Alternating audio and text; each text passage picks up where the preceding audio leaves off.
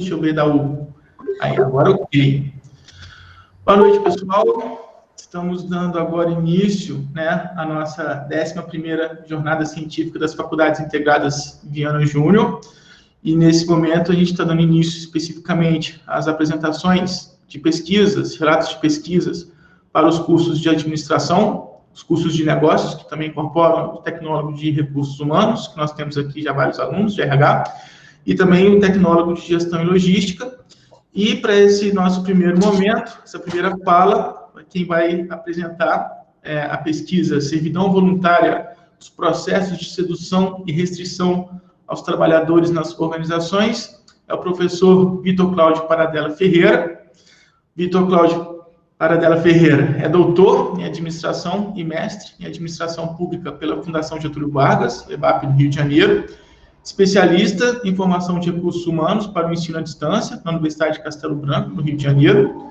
É professor da Faculdade de Administração e Ciências Contábeis da Universidade Federal de Juiz de Fora, professor dos cursos de graduação de Administração e de Administração Pública, professor no mestrado acadêmico em Administração, no mestrado profissional em Administração Pública e no mestrado profissional em Gestão e Avaliação da Educação Pública, coordena atualmente o MBA em Gestão de Pessoas na UFJF, é líder do Grupo de Estudos e Pesquisas em Pessoas e Organizações, o GEP, e tem aí uma série de publicações que, especialmente aqui para nós, né, das Faculdades Integradas Viana Júnior, tem o seu devido destaque, porque uma vez que nós somos certificados pela Fundação Getúlio Vargas, né, eu trouxe aqui alguns das diversas produções do Vitor, né. Professor Vitor, tem aí a publicação, duas publicações, a coleção da FGV, série Gestão de Pessoas, Gestão de Pessoas na Sociedade do Conhecimento. Tem aqui também modelos de gestão, né, da coleção da FGV. E também pela editora da FGV, ele tem aí, né, Gestão com Pessoas, uma abordagem aplicada às estratégias de negócios. Eu sou fã de carteirinha, por isso que eu tenho todos, né? Gestão de Pessoas, a série Gestão.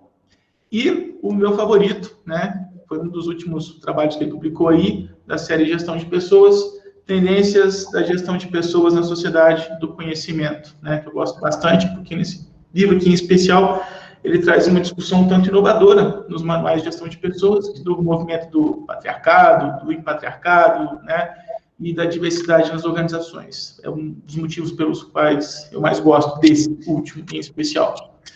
Então, agora, só passo brevemente a palavra para o nosso coordenador, o professor Estênio Tales da Fonte, que está aqui com a gente, para ele poder caminhar aí para a apresentação do professor Vitor Paradella.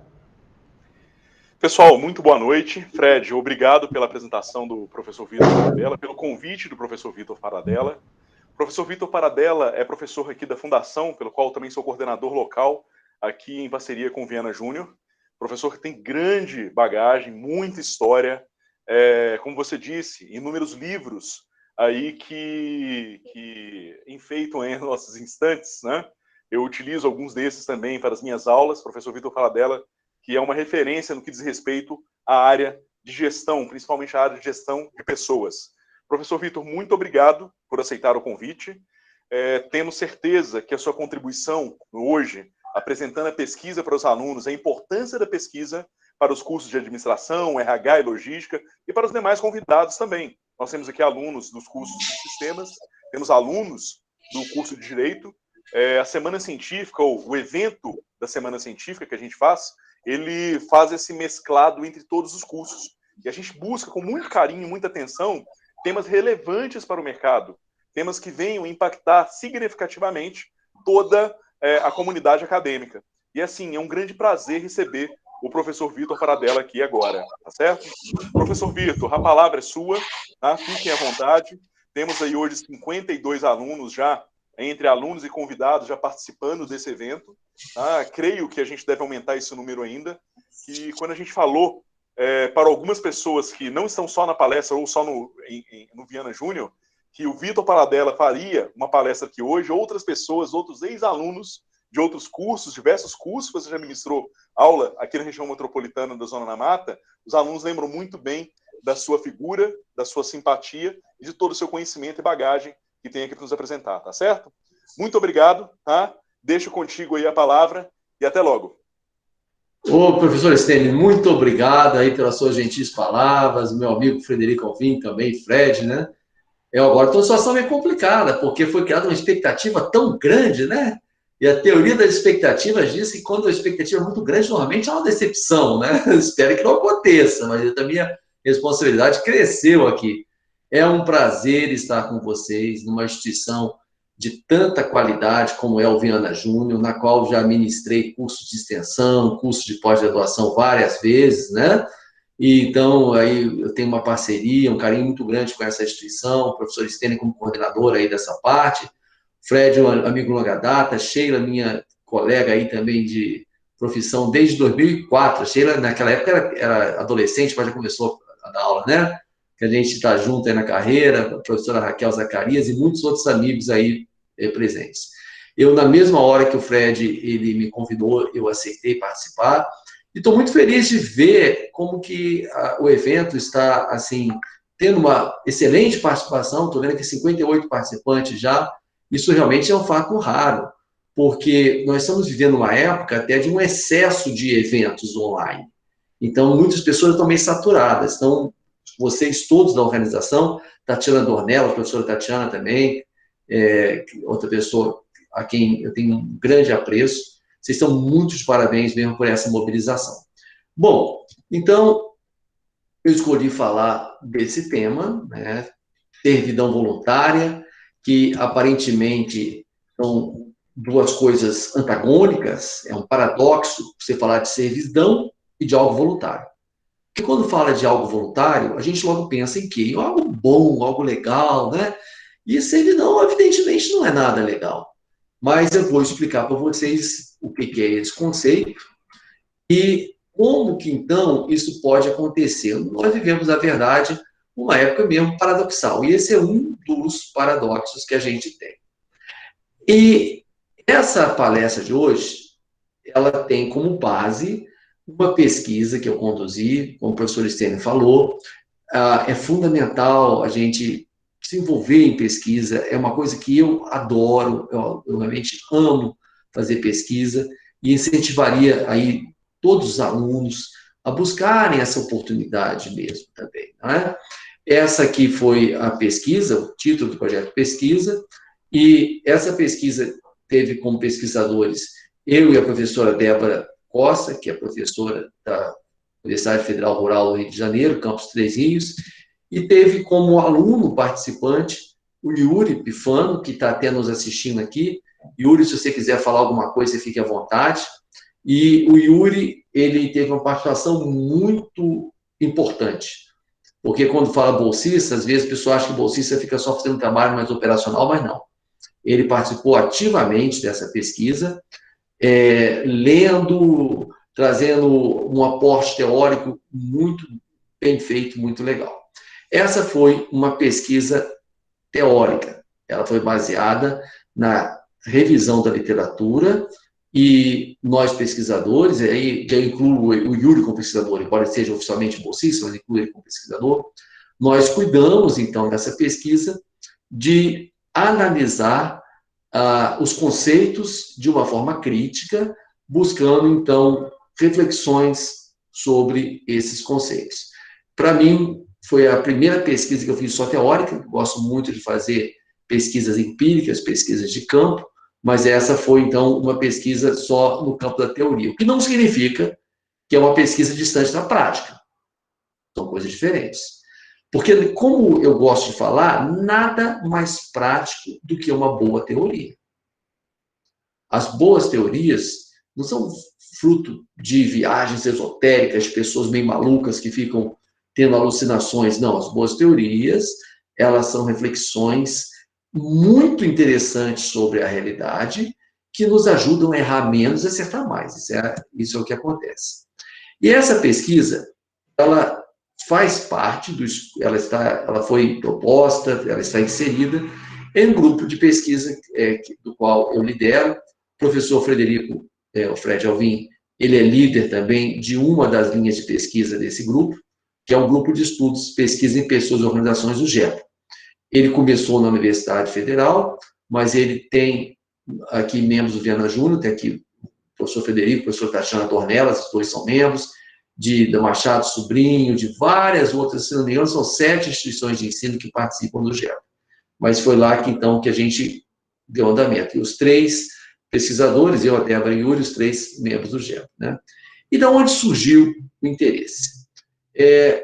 Essa pesquisadora, a Priscila Azevedo, eu a conheci, amiga da minha esposa, e ela estava terminando, na época, a tese de doutorado dela na Unicamp com esse título aqui. E nessa tese, ela usou como base da análise da situação dos chamados filhos de criação, que não é filho adotivo, tá? São coisas diferentes. Eu não sei, não vou ter tempo de desenvolver isso aqui, mas é algo que até pouco tempo atrás era muito comum, principalmente em Minas Gerais, famílias que pegavam, normalmente crianças de 9 anos, 8 anos, especialmente meninas, para criar, e davam o nome de filho de criação, mas não tinha direito à herança, não tinha direito ao nome, vivia como uma empregada doméstica não remunerada. E ela estudou a situação de algumas pessoas que passaram por essa experiência, e que, apesar de toda a exploração que isso representava, que era um emprego sem remuneração, quase como a escravidão, tinha uma grande... tinha muita gratidão às famílias que acolhiam e tudo mais, e ela achou muito, assim, surpreendente isso, porque vivia uma relação de exploração, e usou essa teoria da servidão voluntária para analisar. Eu falei, poxa, quando eu conheci, então, a Priscila, e fiquei sabendo desse estudo, dessa teoria, eu falei, não, isso aí me interessa, porque isso não, certamente, não se aplica apenas ao campo que ela estudou, não se aplica só a essa relação. Eu logo vi aí um possível aporte teórico para estudar as relações de trabalho, né, a área de gestão de pessoas, que é a minha área de estudo. Bom, mas o que significa a servidão voluntária? Esse filósofo francês, Etienne de La Boétie, que viveu, como vocês veem, aí na primeira metade do século XVI, foi o autor, foi ele o proponente desse conceito de servidão voluntária. E a inquietação do La Boétie foi que a gente acha sempre, né, esse é algo, assim, esse é um valor que está muito impregnado na nossa cabeça, e o ser humano ele tende naturalmente a prezar a liberdade, a querer autonomia, e a não querer sofrer nenhum tipo de coerção, de limitação, de submissão a nada que possa ser considerado explorador ou opressivo. Os sistemas, então, de exploração e de opressão que existem, evidentemente, de acordo, então, com esse pressuposto, eles só seriam viáveis ou com base na coerção, na ameaça, né, que quando você subjuga alguém, o poder das armas, a força física, ou no mínimo de barganhas. Aquela situação, olha, você vai me servir, mas em troca eu vou te dar algumas vantagens. Mas La Boétie percebeu que muitas vezes não era nem uma coisa nem outra. Mais forte do que a coerção ou do que a barganha, muitas vezes, era o autoconsentimento. Pessoas que parece que desejavam, que não se incomodavam em serem subjugadas de alguma forma por alguém, principalmente por regimes políticos. Esse foi o campo de estudo dele. Ele não estudou as organizações de trabalho, até porque no século XVI a gente não tinha organizações com a formatação dual. Ele estudou a sociedade, as tiranias políticas e mostrou uma grande surpresa com as pessoas que se submetiam voluntariamente e pareciam até gostar de serem subjugados por ditadores, por regimes desse tipo. E ele tentou ver esse paradoxo, como que alguém pode buscar a própria servidão ou valorizar a própria servidão, a partir dessas 4 possíveis explicações. Pela ação governamental. Então, os governos tirânicos, eles teriam meios de, não só de coerção, mas também de difusão ideológica para levar as pessoas a aceitarem a tirania como algo natural. Durante muito tempo prevalecia aquela ideia, por exemplo, de que os reis e os nobres tinham sangue azul. Literalmente, o povo achava que o sangue deles era azul. Porque na Europa o pessoal tem a pele muito clara, e então quem tem a pele muito clara, você olha assim no braço, por exemplo, você vê a parede da veia, que é azulada, né, e parecia que tinha sangue azul correndo. Aí você pode perguntar, mas como que o plebeu também, o europeu também era branquinho, se era branquinho, mas não tomava banho, ficava com uma crosta de sujeira, pegava mais sol, porque trabalhava na lavoura, e de vez em quando se cortava, saia sangue vermelho. Mas, enfim, havia tanto mecanismos coercitivos como mecanismos ideológicos a serviço dos governos tirânicos. Os próprios pais, muitas vezes, educavam os filhos para naturalizar a opressão, como se fosse algo assim da ordem natural das coisas ou da ordem divina. E a gente pode achar que isso é algo que é antigo, que não acontece mais, mas ainda hoje. Muitas vezes, a maior preocupação dos pais hoje é educar os filhos para que sejam obedientes, totalmente passivos, o que contradiz até mesmo o que as melhores empresas hoje esperam dos seus trabalhadores. Mas é o que ainda acontece. Há muito fatalismo na nossa sociedade. Eu não sei se vocês já repararam, tem uma música que o Tim Maia cantava, né, vocês certamente conhecem, que ela é muito bonita a música, mas a letra dela é uma desgraça. Ah, se o mundo inteiro me pudesse ouvir, tenho muito para contar, dizer que aprendi, né, que ele fala que na vida a gente tem que entender que um nasce para sofrer enquanto o outro ri. Então, muitas vezes, o próprio processo de socialização que os nossos pais nos legam induz a isso, a você achar que é natural, que você seja mandado, submisso, explorado. E não é por maldade, evidente, não. Eu que sou pai de 3 filhos, eu sei quanto que a gente ama os filhos, é uma boca que não tem nem como descrever. Mas é porque, muitas vezes, o pai e a mãe, quando fazem isso com o filho, acham que é melhor se conformar, porque não tem como ser diferente, e que, se você se conforma, você, pelo menos, vai sofrer menos. Você vai ficar menos decepcionado e vai ter até um melhor tratamento por parte de quem está explorando. E também a força do hábito. Então, muitas vezes, a gente vê uma situação em que claramente poderia haver uma reação e não há, porque a pessoa naturaliza mesmo aquela exploração. E sempre foi assim, por que vai ser diferente? E ainda o desejo de fugir da realidade. A servidão, ela pode nos trazer um lugar de conforto, de segurança. Já vou falar mais sobre isso já já. Opa. Então, a suposição básica é que esse insight que o Lavoisier teve seria útil a outros estudos, como eu falei. Então, sempre que você tem alguém sendo subjugado, você deve fazer a mesma pergunta que Lavoisier fez. Como isso é possível? Por que as pessoas aceitam isso passivamente? E muitas empresas, eu hoje sou professor em tempo integral, mas trabalhei em várias empresas e organizações públicas também, e eu pude constatar isso não só nos meus estudos, mas na minha prática profissional, o quanto muitas vezes você tem uma situação como está simbolizada aqui, de um oprimindo o outro e todos achando que essa seria a ordem natural das coisas. E, numa visão filosófica existencialista, cada indivíduo está sempre buscando construir a sua identidade. Isso é algo que os psicólogos, como o Fred, por exemplo, sabe, né? Que pode trazer muita angústia a gente não ter uma firmeza, uma clareza de quem nós somos.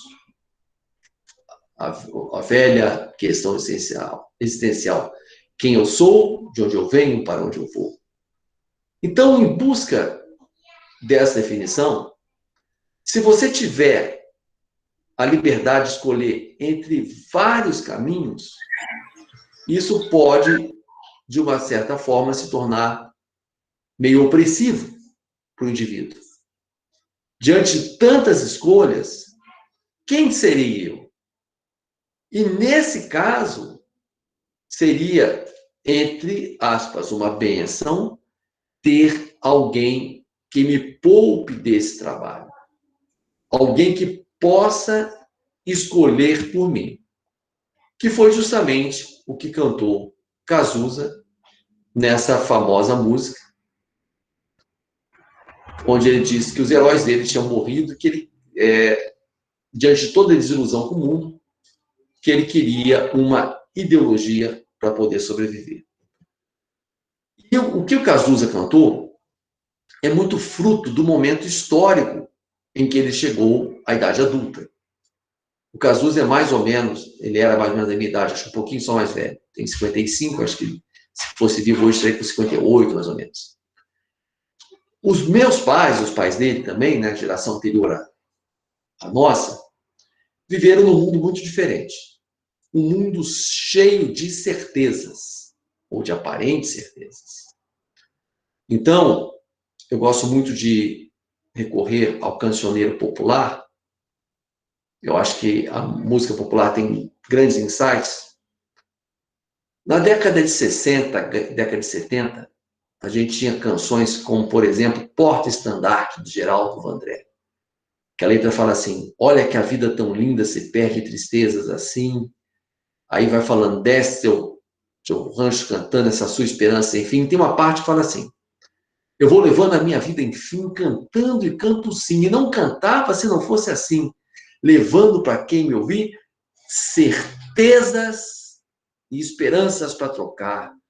Por dores e tristezas que eu bem sei, um dia ainda vão findar. Um dia que vem vindo e que eu vivo para cantar. Olha só, eu tenho certeza que as coisas vão se acertar e que viveremos uma sociedade justa, fraterna, perfeita. Milton Nascimento, quem perdeu o trem da história por querer, perdeu o juízo sem saber, foi mais um covarde a se esconder diante de um mundo novo, como se a história tivesse um determinismo, um trilho que vai levar, e todos achavam que estavam levando para a evolução da humanidade, para uma sociedade perfeita.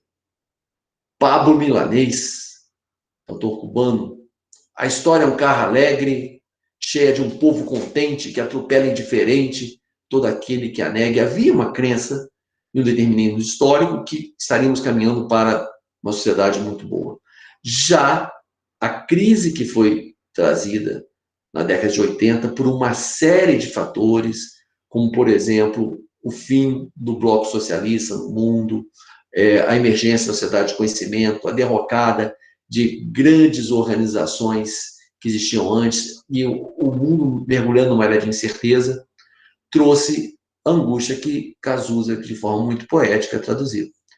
E ideologia, gente, é um conjunto de ideias que são muito claramente concatenadas e direcionadas, não para emancipar a nossa mente, e sim para direcionar o nosso pensamento. É diferente de filosofia. A filosofia, ela é constituída por ideias que são discutidas, que visam a emancipação do indivíduo através de um pensamento crítico, profundo. Ideologia não. Ideologia, ela é feita de dogmas, de verdades prontas, de questões indiscutíveis. E é muito triste você ver alguém querendo uma ideologia. Muito triste. Mas é o que acontece. Então, com tudo isso que eu falei agora, normalmente as pessoas, pode acontecer as pessoas se resignarem e falar: melhor eu estar aqui num mundo organizado, de certezas, onde tudo está definido por alguém, do que eu ter que me aventurar e ficar angustiado por fazer escolhas erradas, que é uma possibilidade. Quanto mora a sua liberdade, mora a sua autonomia, mora a chance de você errar. E aí, mesmo sendo capaz de mudar as coisas, muitas pessoas acabam cedendo, se submetendo de bom grado aos arranjos, então, que de alguma forma tiranizam, uma vez que esse arranjo lhes dão um certo conforto. No campo específico, então, da gestão de pessoas, que é o meu campo de estudo, assim como também o Fred, né? Olha só, fazendo um paralelo entre La Boétie e algumas teorias administrativas, em especial na área de gestão de pessoas. Segundo La Boétie, a manipulação ideológica da servidão, ela envolve, dentre outras coisas, uma crença fundante, um pressuposto, que algumas pessoas são talhadas, qualificadas para mandar, e outras não. A maioria das pessoas precisa obedecer porque não tem a mesma capacidade que os seus grandes líderes, que são seres especiais, iluminados. Ora, quem faz administração já estudou Taylor, e essa foi uma crença muito forte do Taylorismo, que apenas os gestores, engenheiros, pessoas formadas, qualificação superior, teriam condições de pensar, tomar decisões. O bom trabalhador, para Taylor, nas palavras dele, seria como um boi. Alguém forte, burro e disciplinado. A inteligência não combinava com o trabalhador cooperário, porque ele deveria ser obediente. Outra questão também que La Boétie viu é a segurança, o conforto mental, assim, psicológico, que pode vir de uma relação na qual você tenha uma hierarquia claramente definida. E isso, diversos modelos de gestão, não só o Taylorismo, como o Fordismo e a burocracia, que a maioria conhece muito bem na prática até hoje, uma das questões fundamentais é a hierarquia rígida.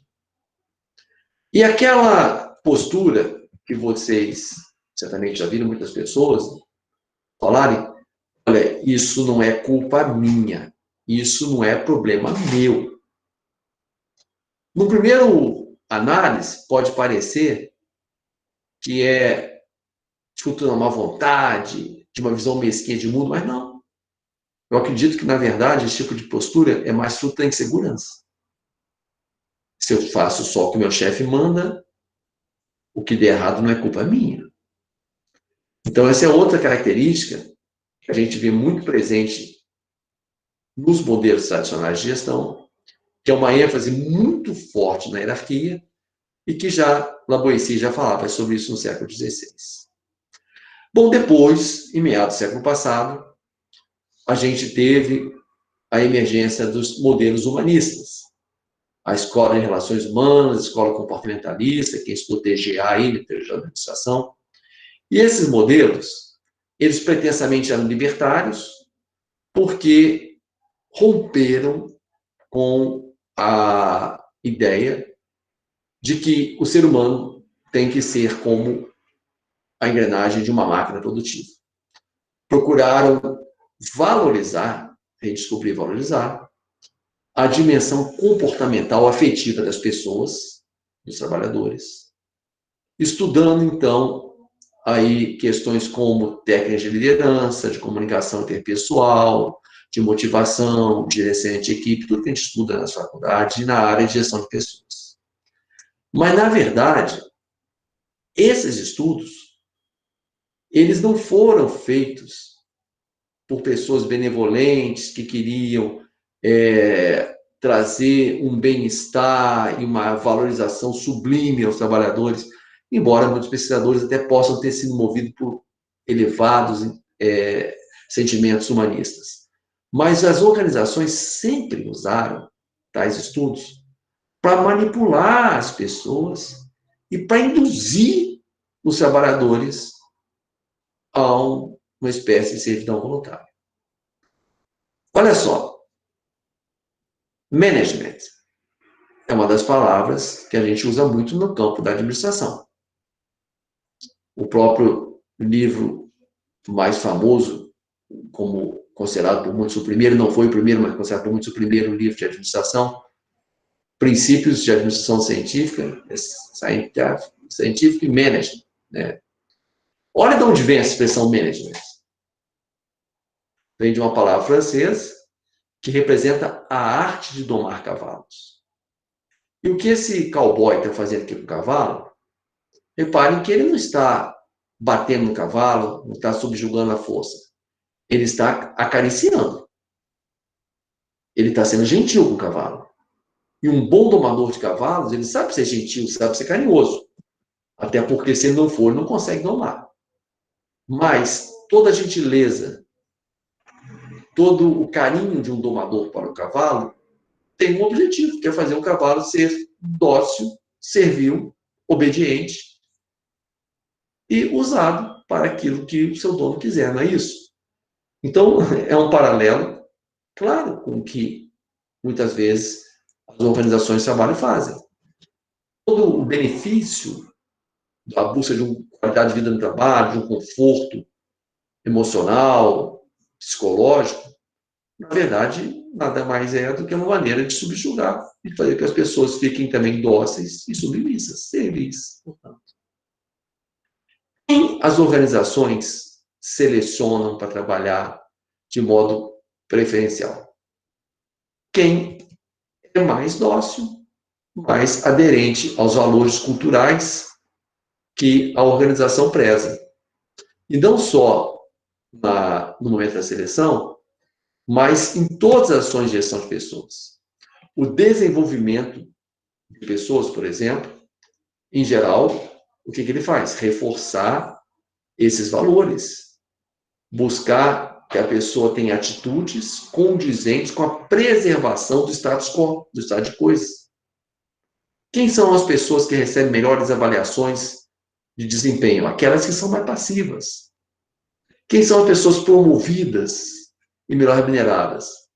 As que são também mais obedientes e se deixam mais facilmente, mais docilmente se manipular. Há exceções, mas a maioria das empresas é assim. E estudando a evolução da maneira como as organizações tratam as pessoas, os seus trabalhadores, né, do Taylorismo aos dias de hoje, eu tenho convicção que nós passamos por duas fases e estamos numa terceira agora.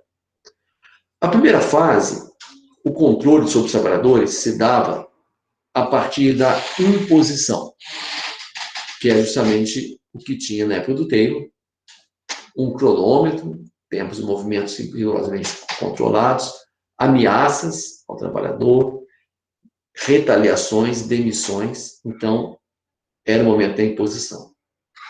Em meados do século passado, com o movimento humanista, veio o momento do convencimento, da busca de, por meio de argumentos racionais, convencer o trabalhador que deveria ter uma aliança, uma parceria forte com a empresa.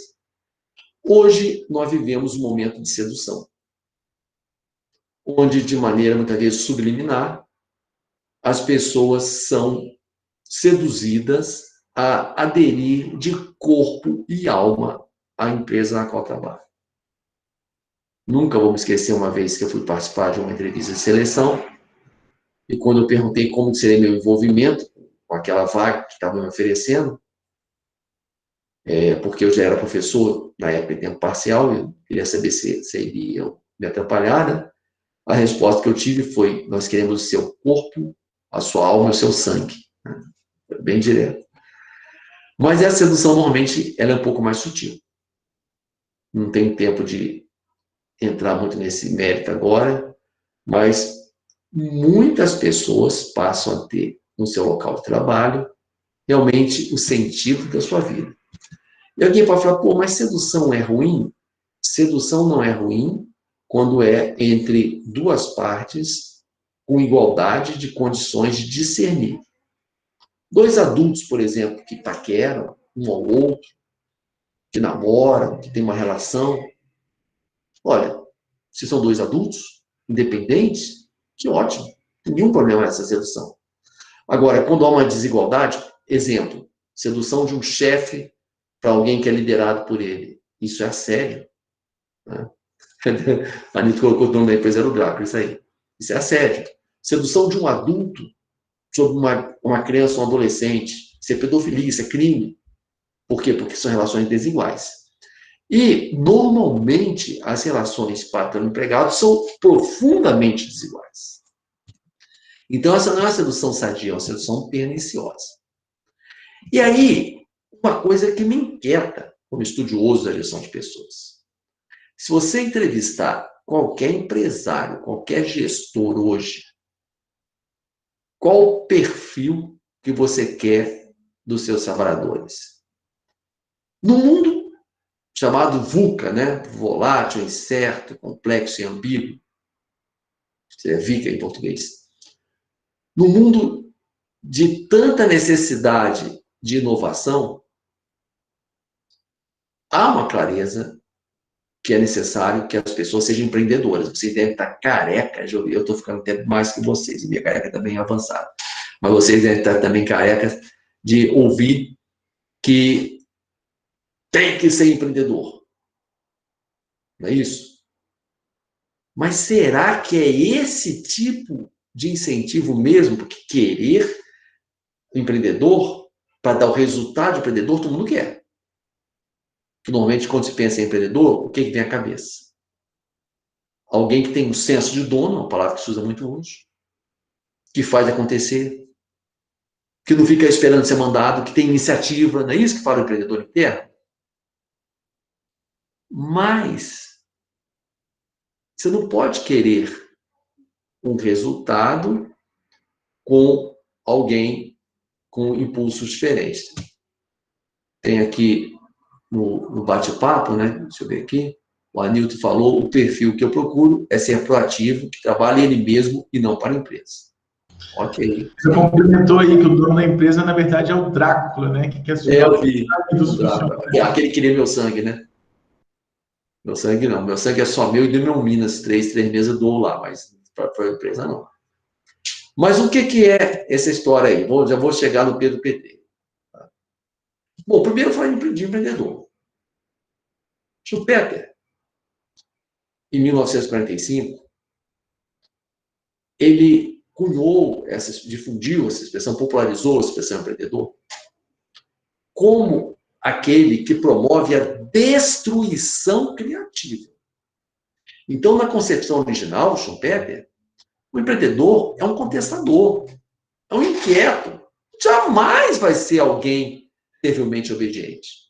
Mas há um paradoxo imenso, as empresas querem empreendedores criativos, proativos, com iniciativa, com resolutividade, com criatividade, com inteligência, mas ao mesmo tempo estimulam o comportamento de serviço. E aí Pedro Pedreiro, vocês são mais jovens, essa música não é da época de vocês, mas é uma canção do Chico Buarque, que os mais velhos conhecem, né? Os mais novos provavelmente não, mas olha só a letra dessa música. Pedro Pedreiro, o nome, a profissão. Penseiro. Então, não é um pensador. Essa palavra nem existe no dicionário. Mas é um neologismo que o Chico Buarque criou nessa poesia para falar o que é um pensador besteiro, um arremedo de pensador. Quem é um pedreiro para querer ser um pensador? Esperando o trem. Então, olha, nesse momento, talvez seja uma das poucas horas do dia que pode parar para pensar um pouquinho na vida. Porque não está trabalhando. E parece que o trem está atrasado, porque olha aqui, ó, amanhã parece que vai esperar também. E aí, então, para o bem de quem tem bem, de quem não tem, vintém, né? O trem deveria chegar. Mas ele começa, enquanto espera o trem, que ele não pode fazer nada em relação ao atraso do trem, a pensar. E aí o tempo vai passando. Ele vai esperando o sol, vai esperando o trem, esperando o aumento. O mês que vem vai ser esse aumento, tá desde o ano passado. E aí ele espera o carnaval, espera a sorte grande do bilhete para a federal. Duas coisas que seriam assim como se fosse uma amortização da vida triste e limitada dele. Carnaval, momento de expansão, momento de sonho, em que qualquer pessoa pobre pode se transformar em rei, em príncipe, em princesa. E a Loteria Federal, talvez a única esperança dele de ter um aumento na sua capacidade financeira. E aí fala que a mulher de Pedro está esperando um filho para esperar também. O filho é um outro investimento psicológico muito grande, que as pessoas, em geral, projetam no filho. Eu não tive, mas meu filho vai ter. Eu não estudei, mas meu filho vai estudar e por aí afora. Ele vai conquistar aquilo que eu não conquistei. Ele está esperando também a morte. Dependendo se ele é religioso, se ele crê na vida eterna, um momento de libertação extrema. Acabar esses problemas. Ou um dia ele voltar para o norte, quem sabe regressar com uma vida que ele tinha na infância, cheia de esperança, uma vida idealizada de uma cidade pacata, onde ele morava, que a maioria dos pedreiros que trabalham no Rio, São Paulo, são do Nordeste, imigrantes nordestinos. E olha que bonito.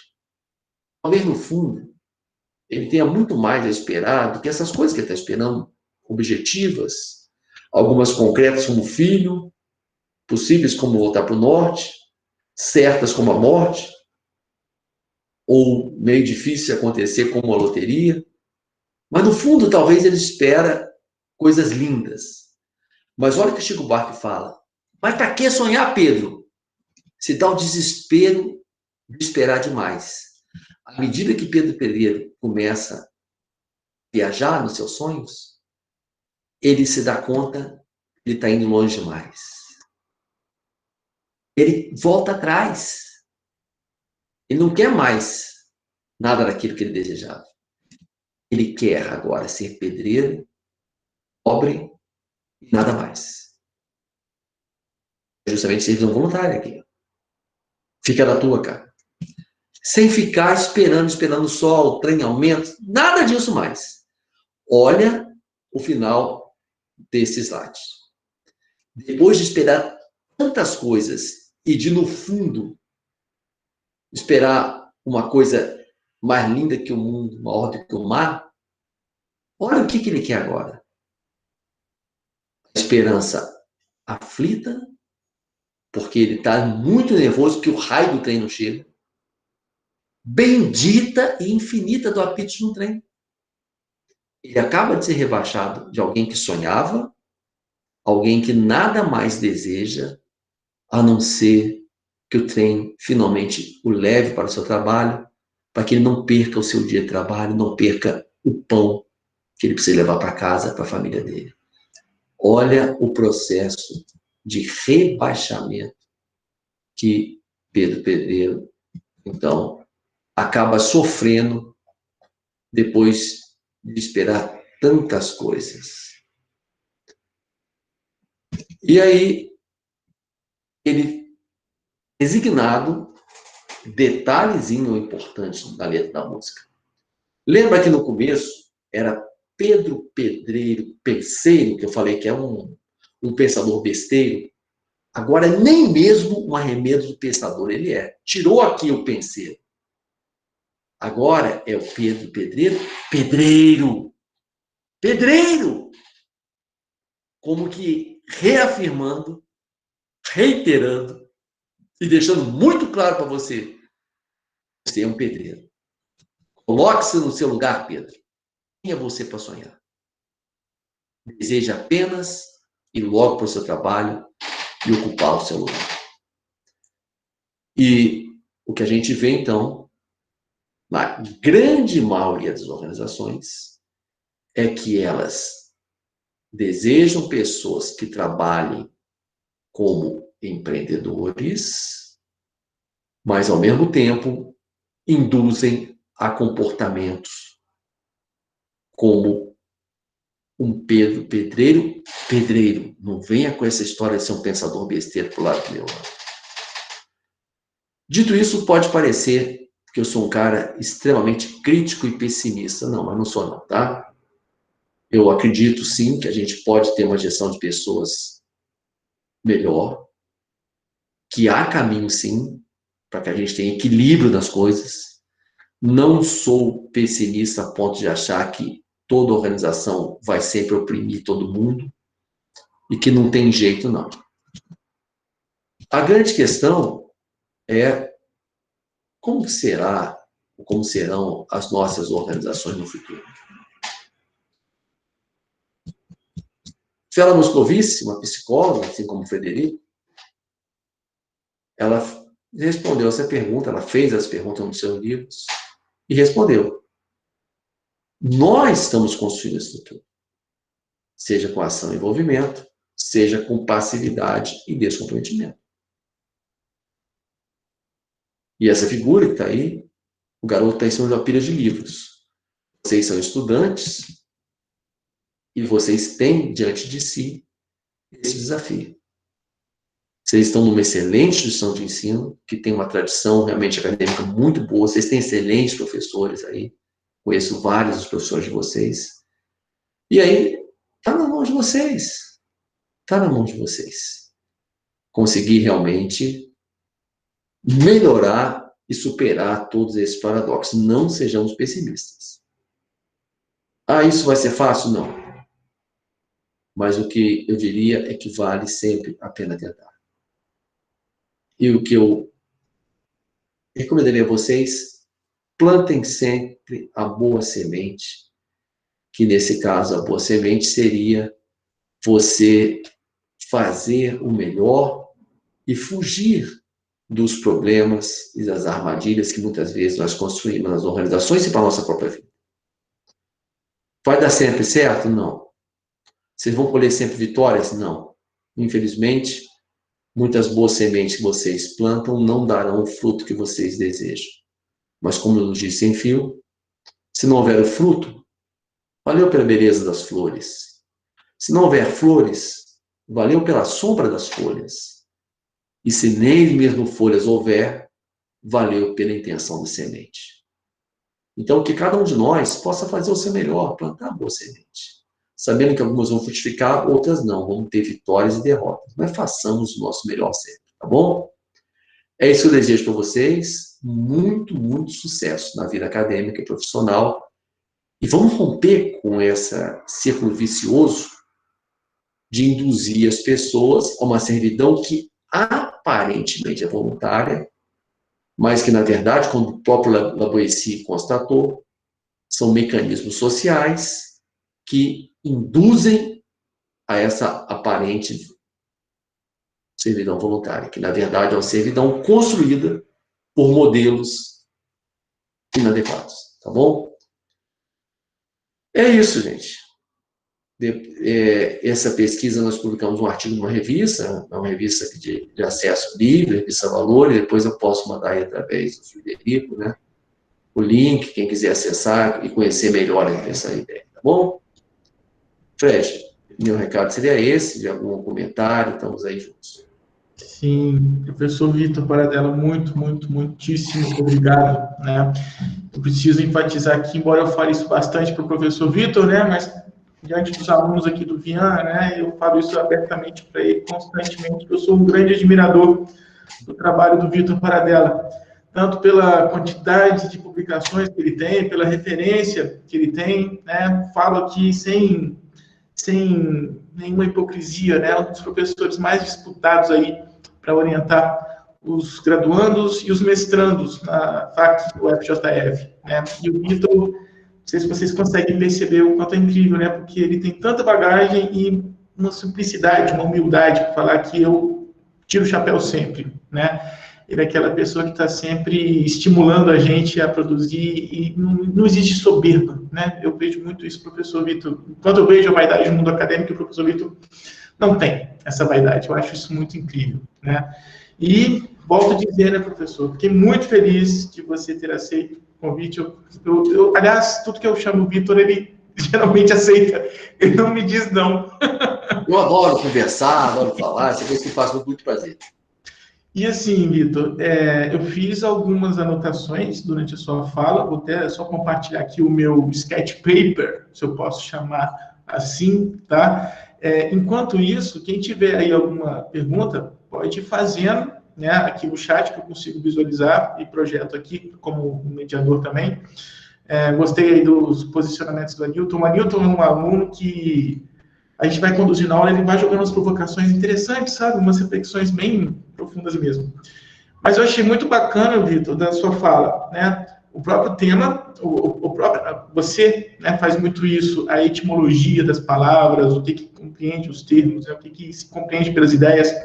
E eu confesso, particularmente, quando você me falou, vou falar sobre a pesquisa de servidão voluntária, na minha cabeça, eu falei, deve estar falando alguma coisa sobre gestão de pessoas em ONGs, né, prestação de serviço voluntário, do voluntariado, mas não, exatamente a questão de você ser voluntário para o trabalho, né, você se sujeitar a servir outras pessoas, e achei muito interessante você fazer a articulação com o processo identitário, né, com a formação de identidade.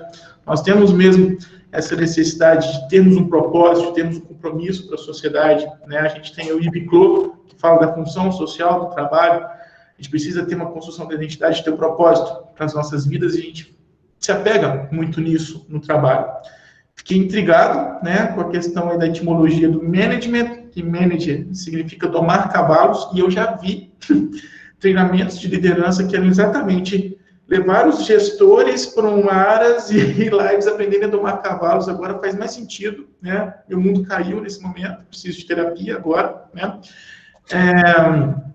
E que eu acho muito interessante aqui também de trazer de apropriação para os nossos alunos, especialmente aí os alunos que estão no último período de administração, começando a montar o projeto de TCC e já escrevendo o TCC, né, é que a sua pesquisa é uma pesquisa teórica, né, e é muito importante destacar, porque tem muita gente que na hora que vai fazer o referencial teórico da pesquisa, e a gente, né, explora muito mais a pesquisa empírica, estudos de caso, né, que a gente tem aplicação em campo para poder articular o que é visto na teoria com o mundo real, né, que fique bem claro, o referencial teórico, por mais que seja exaustivo, seja cansativo, seja a parte chata de uma monografia, de um trabalho de conclusão de curso, o referencial teórico por si só, ele não é toda uma pesquisa teórica, ele não é uma pesquisa bibliográfica, é uma pesquisa bibliográfica mais criteriosa.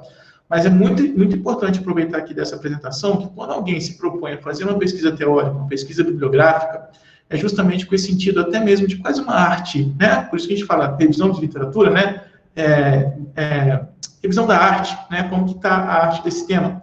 E perceba que tem provocação, tem apropriação, tem ganchos com propostas de artistas, de músicas, né? O Pedro Pedreiro aí, do Chico Buarque, só para ilustrar como a gente faz essa apropriação da teoria, não é apenas ficar repetindo o que está na teoria, mas a gente precisa fazer uma análise, quando a gente se propõe a fazer uma pesquisa teórica, né? E nesse momento que a gente está aí possibilitado de ter o contato social direto, muitas pesquisas nesse momento não estão podendo ser feitas diretamente com aplicação de questionário, com realização de entrevistas, porque nós estamos no momento de isolamento social. Mas se alguém aqui realmente quer fazer uma pesquisa teórica, uma pesquisa bibliográfica, que entenda, esse tipo de pesquisa requer análise, requer reflexão, requer provocação, né? Que é exatamente um termo nosso da psicologia. Você tem que trazer questionamento que inquieta, né? Que traga uma inquietação nas pessoas. Por isso que a gente fala provocação. Não é provocação de despertar a ira ou o mau humor do outro, né? Mas de levantar reflexões, né? E aí, quando a gente vai fazer uma pesquisa teórica, a gente tem que explorar conceitos que já estão aí consolidados, como foi o caso aqui, né? Você explorou nessa pesquisa, você, a Débora e o Yuri, relações de trabalho, o que é a servidão voluntária, propriamente esse termo, né? Os sistemas de pressão e de opressão, né? Se baseou também numa outra pesquisa que já foi consolidada, que foi a tese de doutorado aí da Priscila Gomes de Azevedo, né? Lá no doutorado de Ciências Sociais da Unicamp. Muita gente desconsidera isso, né? A gente passa, quando a gente vai orientar o TCC, a gente passa muitos artigos, muitas pesquisas, dissertações, e eu falo muito, gente, vai lá nas considerações finais, veja que comumente, é muito comum os autores pontuarem, faltou fazer isso nessa pesquisa, né? Então isso é uma grande contribuição. Por que você não se aventura a fazer isso que outra pessoa não fez, não conseguiu fazer na sua pesquisa, né? Porque é muito comum no começo de um TCC o aluno fica perdido. O que eu vou escrever, né? Tem milhões de ideias, mas não consegue focar, afunilar. E muitas vezes você já tem sugestões prontas, né? E sugestões que podem ser muito interessantes. Então, pegar carona numa outra pesquisa é um caminho muito determinante para você desenvolver outros estudos, outras pesquisas, né? Gostei também da reflexão do autoconsentimento, né, em resposta à determinação de governos, orientações dos pais, os dogmas, né, que compõem aí a nossa ideologia. Aí sim fechou, né? Eu consegui compreender o servidão voluntário. Nós precisamos disso para termos um argumento, para termos um pretexto, né, para termos aí uma explicação. Eu existo para isso, né? Gostei da articulação com o Pedro Pedreiro, que é melhor servir e se acomodar nessa condição, abrir mão dos seus sonhos, né? Porque tomar decisões realmente é muito perigoso. E aí entra uma outra inquietação. As organizações requerem profissionais com perfil empreendedor, mas não querem profissionais pensantes, que pensem em criar novas maneiras de trabalho, novos negócios, novos tipos de negócios, né? A gente tem aí um discurso falho, né, no mundo corporativo. Se espera isso, mas na fala, na prática, já é um pouco limitante, né? Olha, não inventa tanto não, porque você tem que se posicionar aí nesse cargo e ficar restrito ao que realmente é atribuído a você, né? O que acaba, de certo modo, retomando aí uma perspectiva terrorista, né, reducionista, conforme a gente vê nas críticas, né, das primeiras teorias que a gente tem na ciência da administração, né?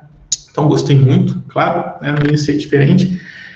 E só para exemplificar, né, me expondo aqui, e ficou uma inquietação também minha, que eu quero compartilhar. Eu, quando comecei a dar aula no Viana Júnior, eu tinha 26 para 27 anos, né? E antes dos 30, eu falava muito com as pessoas, né? Minha missão de vida, meu principal propósito é ser pai. Eu vou ser pai. Mas como que você vai ser pai? Foi simples, eu vou adotar. Eu tinha isso como projeto, né? De adotar um filho. E falava, eu vou fazer meu mestrado, eu não vou adotar um recém-nascido, que eu quero tirar uma criança de uma instituição, né? Então eu vou adotar quando tiver lá pelos meus 36, 37 anos, que eu vou adotar uma criança de 6 a 7 anos, né? E aí, Vitor, passou o tempo, trabalhei em outras instituições, fui para o Universo, fui para a Doctor, fui para Portugal, e em 2018 eu voltei para o Viana, né? E logo no segundo semestre que eu estava de volta aqui no Viana, uma outra professora também retornou, a professora Patrícia Maia. E naquela coisa do reencontro, a Patrícia Maia de imediato falou, Fred, eu lembro que há 10 anos atrás você dizia que o seu propósito de vida era ser pai. E aí? Adotou? E foi um instante que, assim, eu senti uma cratera abrindo e me enfiando num buraco, porque eu simplesmente passou 10 anos e eu não realizei esse sonho. E, assim, a gente vai entrando tanto nessa condição da servidão voluntária, você tem que trabalhar, você tem que constantemente fazer mais, produzir mais, fazer seu nome, fazer sua carreira, focado tanto na profissão, que sem perceber, você realmente abdica, né, dos seus valores mais íntimos, né, dos seus valores mais pessoais, né, e aí depois haja terapia para você lidar com esse vazio existencial, né, que o mundo corporativo não está preocupado, porque você tem um papel ali de servidão a cumprir, né. Então, eu achei bem pertinente essa provocação, gostei muito, né, da pesquisa teórica levantar aí essa inquietação, né, na gente. E não sei se todos aqui conseguiram pegar a essência, mas eu queria, né, fazer essa ênfase aqui, esse maior levantamento também, para detalhar, né, o que significa mesmo, de fato, essa servidão voluntária. Você entrar nessa condição, estou me formando para ser um funcionário, para ser um empregado, né, para ter ali uma limitação também das minhas capacidades de desejos, minhas capacidades de projeto de vida, né? Então fica aí essa provocação, tá? E aqui eu vou só ver um pouquinho do que as pessoas escreveram. O Anilton falou que o perfil que ele procura é de ser proativo, né? Tenho certeza que o Anilton vai ser. O Anilton já é esse aluno que provoca a gente mesmo, né? A Cleisiane falou que gostou de te ouvir. A Sheila, né, parabenizando, dizendo também que é sua fã. Quem te conhece não tem como não ser seu fã, né, Vitor? Felipe Bernardo, excelentes palavras, parabéns. Rodrigo Branco, obrigado pelas palavras. A Patrícia, que também é psicóloga, também estou pensando no penseiro. E na nossa responsabilidade é não sermos como Pedro Pedreiro e levar esse questionamento também para os nossos alunos, né? Temos aí uma formação crítica, né? O Anilton volta aqui. Foi perfeito falar sobre a pessoa ter iniciativa e procurar resolver as coisas, não ficar só esperando, né? A televisão de dono, né? A Patrícia falou da contribuição, que maravilhosa. A Glauciane, que também vai ser uma futura gestora de pessoas, já trabalha com gestão de pessoas, mas está aqui formando, agradecendo. A Joyce também. E a Cleisiane levantou uma pergunta, né? Para você, Vitor, o que seria uma ideologia na área de RH? Por exemplo, uma ideologia na área de RH, que é muito comum, é a meritocracia, que é tradicionalmente considerada como o suprassumo da justiça, quando, na verdade, em geral, são sistemas injustos, onde as pessoas não têm igualdade de oportunidades e não são avaliadas de modo adequado. E pior ainda é quando essa meritocracia está atrelada a uma curva normal forçada, que foi uma ideologia desenvolvida e propagada principalmente por Jack Welch, super executivo Jack Welch, da virada do século passado, de que, segundo ele, todas as equipes teriam, não me lembro os números que eles falavam, mas X% de funcionários excelentes, que deveriam ser retidos a qualquer custo, premiados, porque fariam a diferença. Y% de bons, que deveriam também ser premiados, mas menos, um pouquinho, estimulados a melhorarem ainda mais. Não sei quantos por cento de regulares, que teriam que ganhar um cartão amarelo, se não melhorassem, a ser demitidos. E não sei quantos por cento de ruins, que iam ser demitidos sempre. E muitas empresas aderiram a essa ideologia e começaram a fazer essa curva normal forçada. Gente, ser humano não é um evento estatístico. Isso é totalmente errado. E é muito fácil constatar a falha desse pensamento. Basta a gente pegar equipes esportivas, quem gosta de futebol, por exemplo. Se a gente pegar os maiores times do mundo hoje, né?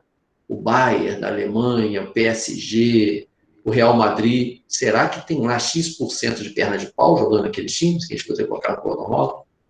Em compensação, pegar alguns times que eu não vou falar nenhum exemplo, embora teria vários, para não magoar os sentimentos de alguns torcedores aqui, a gente sabe que tem times que só tem perna de pau, não tem nenhum craque. Então, muitas empresas que embarcaram nessa ideologia tiveram grandes problemas por causa disso. E a Microsoft foi uma delas. Em 10 anos, ela perdeu metade do valor de mercado dela. Dentre outras coisas, porque ela instituiu um sistema meritocrático de premiar sempre o melhor de cada equipe, de cada projeto. Como resultante, além de uma série de rivalidades internas, eles passaram a ter um problema que nenhum gêniozinho queria trabalhar com outro gêniozinho. Se eu vou liderar um projeto, o Fred Alvinha, cara, é bom pra caramba, não vou botar o Fred vir na minha equipe, não, ele pode pegar o meu prêmio e eu ficar sem, né? Então, por exemplo, essa seria uma das ideologias, dentre outras, né? Sim, sim. Mais alguma pergunta? Bom, se alguém quiser puxar o microfone, a Cleisiane agradeceu aqui e disse que concorda com você, né? Bom, já vou fechando, então. Opa, peraí, o Newton trouxe. Tá vendo? O Newton inquieto, isso é bom. A minha ideologia de RH é banir a crítica e valorizar o potencial dos seus colaboradores. É ensinar a equipe a ver as qualidades dos seus pares e não os seus defeitos, né? Ah, Fred, se me permite, a própria palavra colaborador é uma tremenda ideologia. Sim. Porque essa palavra, ela induz a uma coisa que é feita de bom grado, que a pessoa é bondosa, é tão boazinha, que está colaborando. Então, já está colaborando, né? Eu não tenho obrigação de tratá-la e de dar a ela todos os direitos. Não preciso nem me preocupar muito, porque é um colaborador, não é um profissional, não é um funcionário, um empregado, não, é um colaborador. Quer dizer, alguém tão bondoso que eu não preciso nem pagar, é um sacerdócio, né? O Anilton colocou aqui, trabalhador. Eu falo muito isso no curso de RH, né? Eu falo, gente, não é colaborador, é funcionário. Você está ali para funcionar, você está ali para ter um ganho, né? Você trabalha, não porque você não tem prazer na sua vida em casa, né? Você funciona porque você precisa ter um retorno, né? E o Davi falou aqui da meritocracia, a questão da meritocracia que, infelizmente, se você julgar um peixe por sua capacidade de voar, ele vai sempre acreditar que ele não é bom o suficiente, né? Exatamente, né? Aí a gente entra até na discussão mesmo das raças, das etnias, né? Das diversidades nessa articulação com a meritocracia, né? Será que todos tiveram a mesma formação? Será que a gente fala de equidade, né? A gente fala de meritocracia, né? Mais uma observação para fechar, professor Vitor? Não, mais uma vez agradecer a atenção. E aí, Fred, eu posso te passar o link do artigo, você repassa para eles? Sim, pode me mandar. Pode mandar pelo WhatsApp mesmo, Vitor, que eu ponho para eles nos classrooms, né, na sala dos classrooms. Eu aqui tenho aula. Eu vou passar também um dos vídeos do meu canal do YouTube, que aí a partir desse vídeo, quem quiser conhecer, tem alguns vídeos legais lá de desobjeção de pessoas, tá bom? Ótimo. Pode me passar que eu compartilho com eles todos. Vou mandar sim. Tá bem? Bom, professor, muitíssimo obrigado pela prazer enorme, né, pela sua imediata prontidão. Sim, aceito o convite. Muito obrigado mesmo, Vitor. É muito gostoso, né, a gente poder contar com alguém que é uma referência tão admirada, tão querida, tão carismática como você, meu caro. Eu sou seu fã. Eu vou sempre dizer isso, né? Sou muito seu fã, meu caro. Obrigado mesmo, viu? E também grande abraço.